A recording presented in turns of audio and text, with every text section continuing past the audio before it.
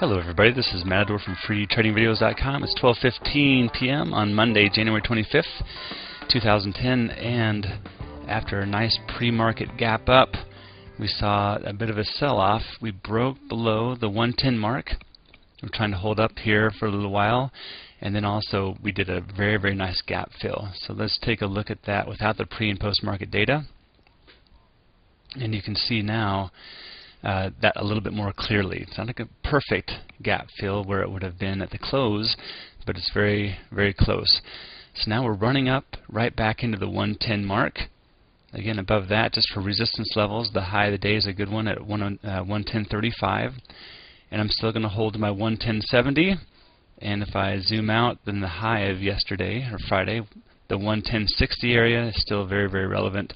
On a higher time frame, 112, still very good overhead resistance, and so that's what I see.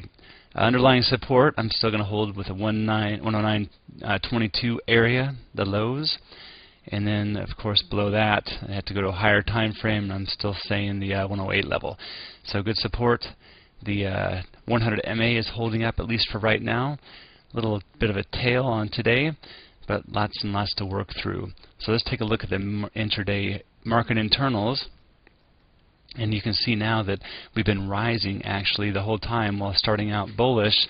Kind of interesting to see that, but part of that gap fill happened with a rise in the trend. The trend Q also was rising, but never really made it too much into the bear zone or neutral zone actually, and so it remains bullish. So pretty good divergence there. The VIX, a good tiebreaker, has dropped and is now basing on an intraday low, even after a big run-up.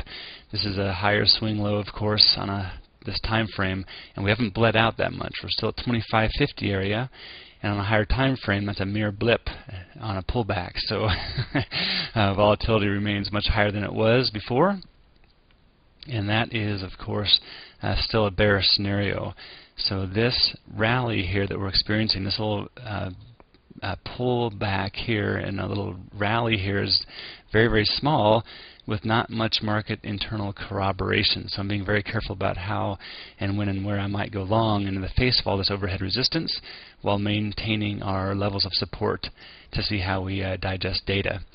December home sales plunged 17% according to Yahoo Finance, and we are still holding up here, which tells me something about the sentiment read so far.